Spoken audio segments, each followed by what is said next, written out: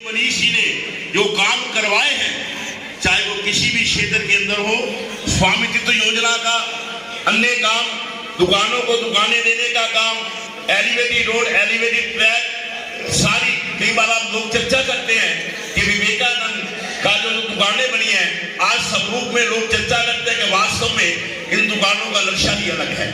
उनको बसाने का काम और भी अन्य कार्य अपने कार्यकाल के रूप में जितने भी सनातन धर्म के मंदिर हैं, धर्मशालाएं हैं, उनको अनुदान के रूप में देने का काम, ऐसी संस्थाएं जिन संस्थाओं को आज तक किसी ने जमीन नहीं दी थी, मैं उन संस्थाओं जिनके अंदर सेक्टर के अंदर, चाहे वो हरिओम सेवा दल हो, चाहे निरंकारी भवन हो, चाहे सेक्टर में एक मंदिर हो, उनको जगह देने का काम सरकार के माध्यम से अगर करवाया तो माननीय मनीष जी ने अपने उस कार्यकाल के अंदर करवाया।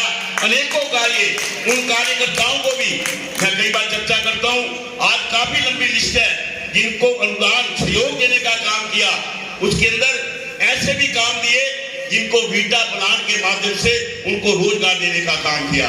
मुझे एक घटना याद आती है, निगम के अंदर माननीय भारत भूषण जी बत्रा बैठे थे, चर्चा चली कि इससे पर्यावरण खराब होगा। मैंने ये बात कही थी, मैंने कहा था माननीय विधायक जी, ये तो सरकार हमारी रोजगार दे रही है, उन लोगों को रोजगार दे रही है जिनके पास रोजगार नहीं है। आपने भी तो अपने समय में पार्कों के अंदर बूथ वीटा के लगवाए थे, क्या उस समय पर्यावरण नहीं था, पर्यावरण याद नहीं आया?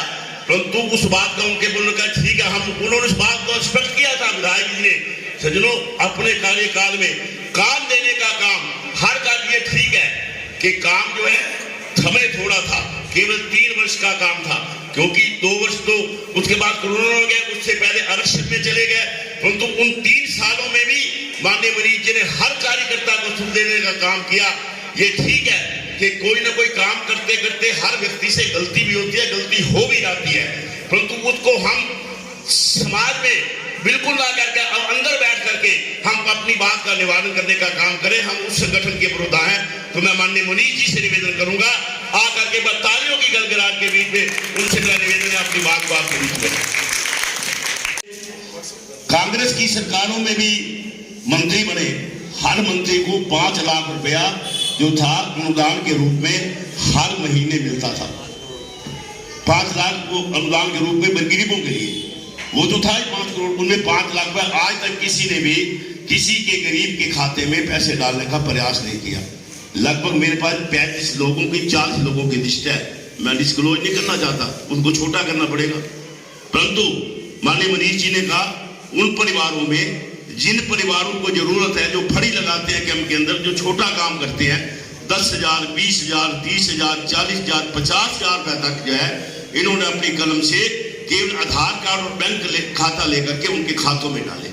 35 परिवार है आज इस गांधी क्षेत्र के अंदर, और वो लोग आज भी मेरे पास एक व्यक्ति आया, मैं नाम नहीं लेता, बोला मैं रिक्शा नहीं है। मैंने कहा कोई बात, मैंने मनीष जी से कहा 10,000 रुपया 1 महीने के अंदर तुरंत उसके खाते में डाल दिया। ये कोई छोटी बात नहीं थी। और आज भी मेरे ख्याल वो परिवार, अपने कार्यकर्ता भी हैं, अपने समाज के लोग भी हैं, जिनको मनीष जी ने काम दिया, और उसके अंदर सरकार के अंदर भी उनकी जो थी, ठीक है पक्की नौकरी तो वो तो उस बेस पे लगती है, परंतु इनके हाथ में जो था, जो कि ठेकेदारी बेस में, उसमें आज भी काफी कार्यकर्ता अपने जो है उस सहयोग से काम कर रहे हैं। कई बार क्या होता है कि मेरा काम हो गया, उसका नहीं हुआ, ये बात ठीक है, परंतु हम फिर लोग जिसका हुआ है गुण गाने चाहिए, जिसका नहीं हुआ उसका भी होगा। क्योंकि हम कई बार एक दूसरे से बात करते हैं, भाई कार्यकर्ता हम सब संगठन के लोग हैं, तो काफी काम जो है अपने कार्यकाल के अंदर हम सब के बीच में माननीय मनीष जी ने करवाए। और अभी चर्चा चल रही थी आयुष्मान कार्ड की, हरियाणा की सरकार ने चिरंजीव चिरायु योजना का जो कार्यक्रम दिया, माननीय मोदी जी ने आयुष्मान कार्ड के रूप में ये जो काम किया, ये कोई छोटी बात नहीं है, बहुत बड़ी बात है।